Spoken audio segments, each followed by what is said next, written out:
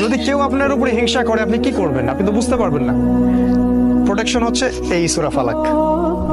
আপনি দিনরাত সূরা ফালাক পড়েন, হিংসুকের হিংসা থেকে ইনশাআল্লাহ বেঁচে থাকবেন। আর লাস্ট যেটা, সেটা হলো ওয়াসওয়াসা। এই ওয়াসওয়াসা যেটা কুমন্ত্রণা, এটা একটা রোগ।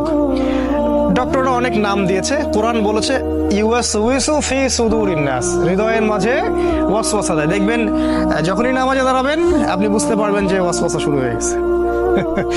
এমন অনেক ঘটনা নামাজে মনে পড়বে যেটা আপনার কখনো মনেই ছিল না, ঠিক আছে, সারা জীবনে মনে ছিল না। তো এই ওয়াসওয়াসা থেকে বাঁচার বুদ্ধি হচ্ছে সূরা নাস। সূরা নাস। আমি একটা ছেলের কথা জানি, ইয়াং ছেলে, ওদের বয়সী হবে, কি জানি একটা ওয়াসওয়াসা ওর মাথায় ঢুকে গেছে যে ওর ওযু হয় না। ও সারাদিন ওযুই করতে থাকে, নামাজ ছুটে যাচ্ছে। ওর মানে ওযু করতেছে, মনে হচ্ছে যে এই জায়গায় মনে হয় শুকনা আছে, এটা মনে হয় হয়নি, আবার ওযু করে। আবার কিছু মানুষ আছে টয়লেট করে আসে, এই ওয়াসওয়াসা মাথায় ঢুকছে যে টয়লেট মনে একটু 1 ফোঁটা 2 ফোঁটা পেশাব মনে বের হইলো, আবার সে দৌড়াচ্ছে পেশাবখানায়, আবার ওখানে একটু হাঁটাহাঁটি করতেছে। মানে ওর মাথায় ঢুকে গেছে যে কিছু না কিছু বের হচ্ছে। এগুলো শয়তানি ওয়াসওয়াসা। ওয়াসওয়াসা। আপনি ব্যাপারগুলোকে নর্মালি নিতে হবে, কিন্তু নর্মালি নিতে পারবেন তখনই যখন সূরা ফালাক নাসের উপর আমল করবেন, ঠিক আছে? এগুলো ওয়াসওয়াসা। আরো ওয়াসওয়াসা আছে, যেমন আমাদের হৃদয়ের মধ্যে অনেক সময় অনেক চিন্তা আসে, এগুলো কমন, এটা নিয়ে আপনি উদ্বিগ্ন হবেন না।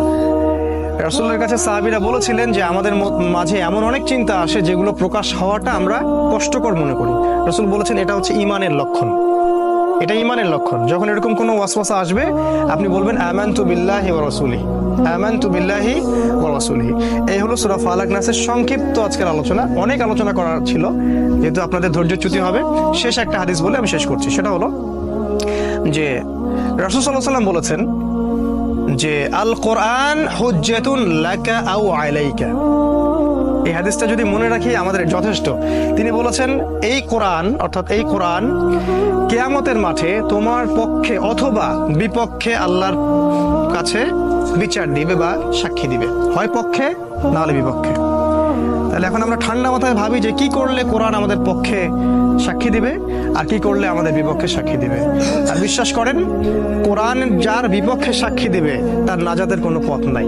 আরেকটা হাদিস, রাসূল সাল্লাল্লাহু আলাইহি ওয়াসাল্লাম বলেছেন ইন্নাল্লাহা ইয়ারফাউ বিহাদাল কিতাবি আকওয়ামান, আল্লাহ পাক বহু সম্প্রদায়কে এই বইয়ের দ্বারাই উন্নত করেন, মর্যাদা মণ্ডিত করেন। ওয়া ইয়াদাউ বিল আখিরিন, আর অসংখ্য সম্প্রদায়কে আল্লাহ পাক এই বই না মানার কারণেই অপদস্থ করেন।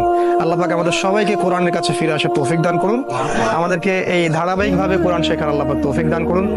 আল্লাহ পাক কোরআনের মাধ্যমে আমাদের হায়াতে রিজিকে বারাকা দান করুন, আমাদেরকে দৃশ্য অদৃশ্যের সমস্ত বিপদ আপদ থেকে আল্লাহ পাক বাঁচিয়ে রাখুন। আমাদের বাচ্চা এবং নেক্সট প্রজন্মদেরকে আমরা যেন কোরআনের আলোয় আলোকিত করতে পারি এবং ওদেরকে শেখাতে পারি, সেই তৌফিক আল্লাহ পাক দান